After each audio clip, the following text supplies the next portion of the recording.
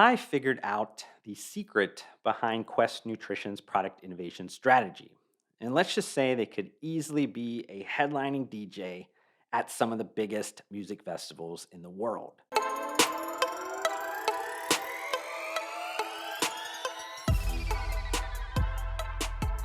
I'll touch on some deeper thoughts surrounding that introductory statement a bit later in this content. But on October 21st of 2022, the Simply Good Foods company did report its fiscal fourth quarter earnings for the period that ended August 27th of 2022. As I usually do on these quarterly updates, I'll start by running through some high-level financial data to update you on how Simply Good Foods company performed recently. But more importantly, I'll use the recent earnings report, the conference call, and any relevant publicly disclosed news to give context for my expanded strategic commentary on trends that are happening within the nutritional snacking space.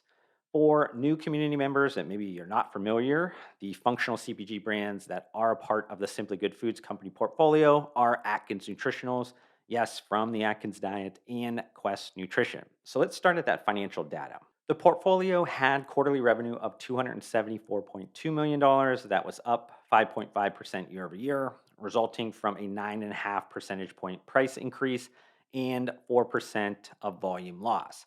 The revenue also was down 13.4% on a quarter over quarter sequential basis. In terms of geographic performance, North America was up 6.4% year over year, but international was down 16.6% year over year. The reasoning behind that sharp international revenue decline was that the company exited the European region. So if you do take that out of comparisons, core international revenue from the quarter was basically flat. Total Simply Good Foods retail takeaway for the 13 weeks ending August 28th of 2022, that increased 8.6% in the US measured channels. It was also noted that each brand gained market share in their respective subsegments of weight management and active nutrition.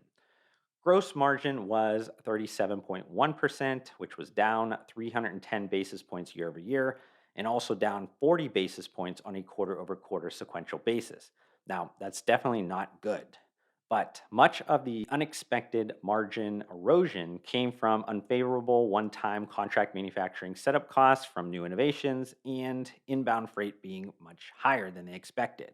Since this was also the company's fiscal fourth quarter, I wanted to provide some quick kind of full year financial statistics to provide context on their broader performance. Net sales for the full year reached $1.17 billion, and that was up 16.2% year over year. Now, in terms of the retail takeaway for the last year ending August 28th of 2022, that increased 15% in the US measured channels. That beat the overall average in nutritional snacking category, and also Quest Nutrition and Atkins Nutritionals outperformed their individual subcategories of active nutrition and weight management, respectively. Now, shifting deeper into individual brand performance, let's start at a recap of how Atkins Nutritionals brand did during this quarter. Retail takeaway for the brand decreased 3.7% year over year. Shakes were, though, the star of the portfolio with a retail takeaway growth of 5.5%. Meal replacement bars, which comprises of about two-thirds of the Atkins total bar business, that saw retail takeaway that was basically flat year over year. Improved performance of the Atkins shakes in meal bars has been driven by post Labor Day return to work trends. That being said, the retail takeaway struggles overall of the brand are coming from the confections and snack bar side of Atkins because of distribution losses and strong comparatives due to last year's dessert bars launch. Now, let's take a deeper kind of look at the recent performance of Quest Nutrition, which has continued to outshine its legacy brand portfolio counterpart. Retail takeaway for Quest Nutrition across the US tracked channels increased 24.6% year over year. The brand continues to outperform the active nutrition segment of the nutritional snackings category.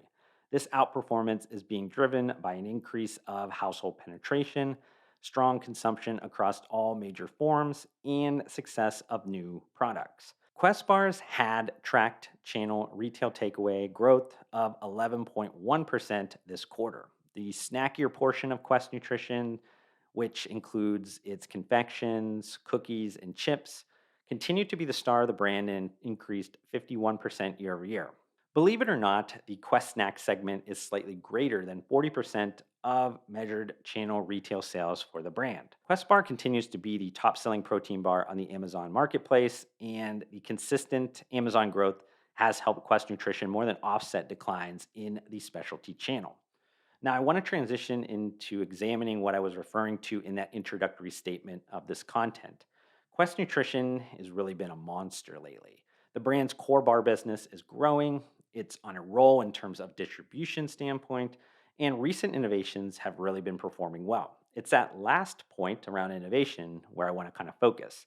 The Quest Nutrition innovation pipeline has been strong throughout the last few years. And leadership on the earnings call alerted us that it will remain robust. If you haven't been following the brand closely, you might be asking yourself just how much innovation has been going on at Quest Nutrition. It arguably started in late 2019 because of the revamped Quest protein chips. They had kind of finally started to build huge sales velocity in the large retailers. That gave the Simply Good Foods company leadership confidence to take on additional innovation risk with their newly acquired protein bar heavy $1 billion asset. The biggest launch after the acquisition has arguably been the Quest peanut butter cups in the fall of 2020. That protein confectionery item crushed it really out of the gate, and it built momentum to launch several other candy SKUs like the protein candy bars, candy bites, and mini peanut butter cups over kind of the last like 2 years or so.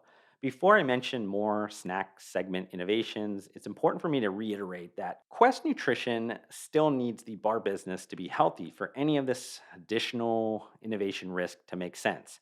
While it was a higher proportion in 2019, Quest bars is still 55% of the total Quest Nutrition revenue. That's why Quest Nutrition isn't shying away from innovation in the bar category either. You've seen them launch the enrobed or kind of the dipped protein bars and also mini versions of the Quest bar.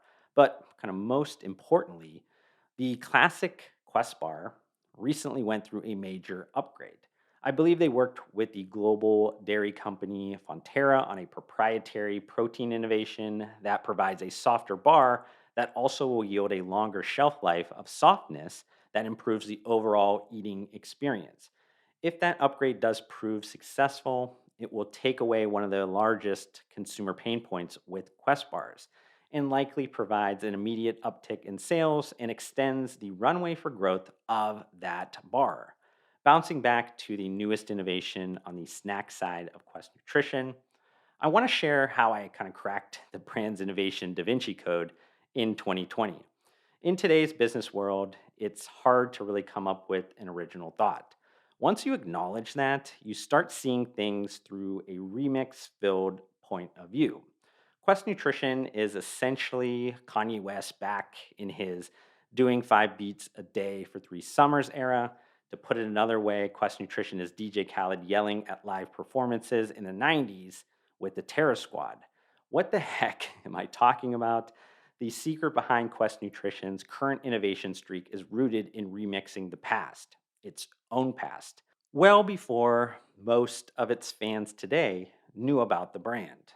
When the Quest peanut butter cups launched in late 2020, I said to myself, kind of, wait, hadn't I tried these years ago, but they were called something else, which was Quest Cravings? I also remember that they had a ton of like keto inspired products. So it got me curious and maybe kind of dig in a little bit further. Most people forgot about how innovative Quest Nutrition has been since the very beginning of the brand. And it's that past that has and will continue to drive remixed, iterative innovation ideas.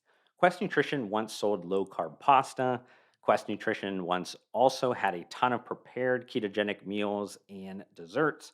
Quest Nutrition turned those early tortilla chips into a line extension of its new Quest chips. Quest Nutrition sold keto snaps that was recently relaunched as Quest protein crackers, yet they also used to sell keto crackers in the past as well. So we'll see if maybe those come back out as well in some other form. I'm sure I've forgotten a handful of others, but some of these like early innovations stemmed from a 2016 era Quest Labs consumer insights feedback loop program. It's likely that some of Quest Nutrition's innovations the next few years will come from the Quest Labs or old forgotten products that I recalled Because at the end of the day, the brand wants to penetrate more usage occasions. It wants to create snack food products from sizable, convenient snack categories and make them higher in protein and lower in stuff that customers really don't want, like carbs and sugar, and really want to make sure that it also tastes extremely great. This has been what has driven new buyers into the brand and increased the household penetration of Quest Nutrition lately.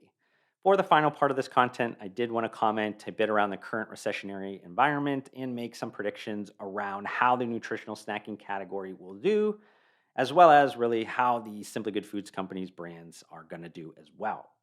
Various data points are showing to a decelerating demand overall within the food category, but there is still a growth within private label.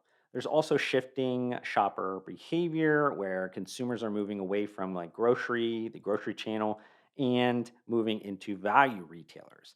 Fact is that consumers are being a little bit more cautious with spending, but because snacking, be it on the indulgence side or health related side, provides a kind of a lower entry point in terms of cost for enjoyment, it does look like these are being less impacted, at least in the early stage of this recession.